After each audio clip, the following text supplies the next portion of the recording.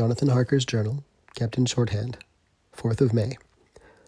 I found that my landlord had got a letter from the Count, directing him to secure the best place on the coach for me, but on making inquiries as to details, he seemed somewhat reticent, and pretended he could not understand my German. This could not be true, because up to then he'd understood it perfectly. At least, he answered my questions exactly as if he did. He and his wife, the old lady who had received me, looked at each other in a frightened sort of way. He mumbled out that the money had been sent in a letter, and that was all he knew.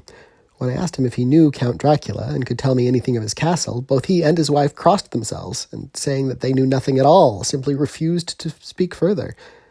It was so near the time of starting that I had no time to ask anyone else, for it was all very mysterious and not by any means comforting. Just before I was leaving, the old lady came up to my room and said, in a very hysterical way, "Must you go? Oh, young Herr, must you go?" She was in such an excited state that she seemed to have lost her grip of what German she knew and mixed it all up with some other language which I did not know at all. I was just able to follow her by asking many questions. Then when I told her that I must go at once and that I was engaged on important business, she asked again, "Do you know what day it is?" I answered that it was the 4th of May. She shook her head as she said again, "Oh yes, I know that, but do you know what day it is?" On my saying that I did not understand, she went on, "It is the eve of St. George's Day. Do you not know that tonight, when the clock strikes midnight, all the evil things in the world will have full sway? Do you know where you're going and what you're going to?" She was in such evident distress that I tried to comfort her, but without effect. Finally, she went down on her knees and implored me not to go, at least to wait a day or two before starting. It was all very ridiculous, but I did not feel comfortable. However, there was business to be done, and I could allow nothing to interfere with it. I therefore tried to raise her up and said, as gravely as I could, that I thanked her, but my duty was imperative, and I must go.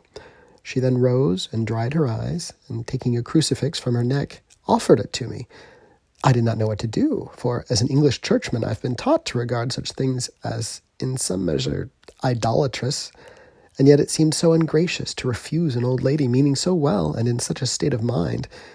She saw, I suppose, the doubt in my face, for she put the rosary round my neck and said, "For your mother's sake," and went out of the room. I'm writing up this part of the diary whilst I'm waiting for the coach, which is, of course, late, and the crucifix is still around my neck. Whether it is the old lady's fear, or the many ghostly traditions of this place, or the crucifix itself, I do not know, but I am not feeling nearly as easy in my mind as usual. If this book should ever reach Mina before I do, let it bring my goodbye. Here comes the coach.